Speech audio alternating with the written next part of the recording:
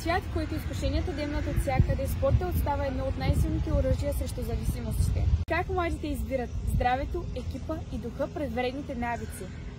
Това ще разберем в днешния репортаж. С нас е Валентин Кирилов от 10-ти клас, който е изявен спортист от областта на триатлона. Какво те е научил спортът?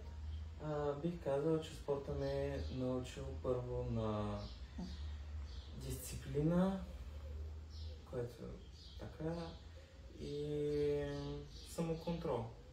Това са двете основни неща. Как спортът може да помогне на младите хора да се справят срещу зависимостите?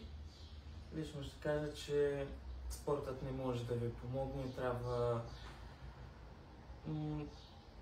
мислете за хората, които ви обичат, които са покрай вас и какво ще им причините, ако на вас ви стане нещо. Спортът просто може да ви поддържа живи, докато ги употребявате.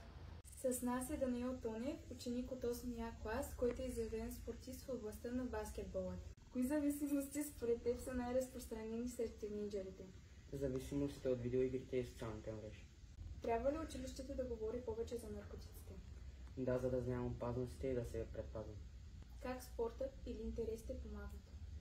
Те ни държат заети и ни правят по-здрави. Какво послание би отправил към учениците относно грижата за себе си и избягването на зависимостите? Бъди силен и мисли за последствията, защото всяко твое решение оформя бъдещето. И с нас е Александър Митев, който е изявен ученик в областта на тениса от 10-ти Б клас.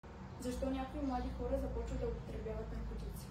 Защото се намират в приечна среда за обикновена с хора, които го правят и искат да принадлежат.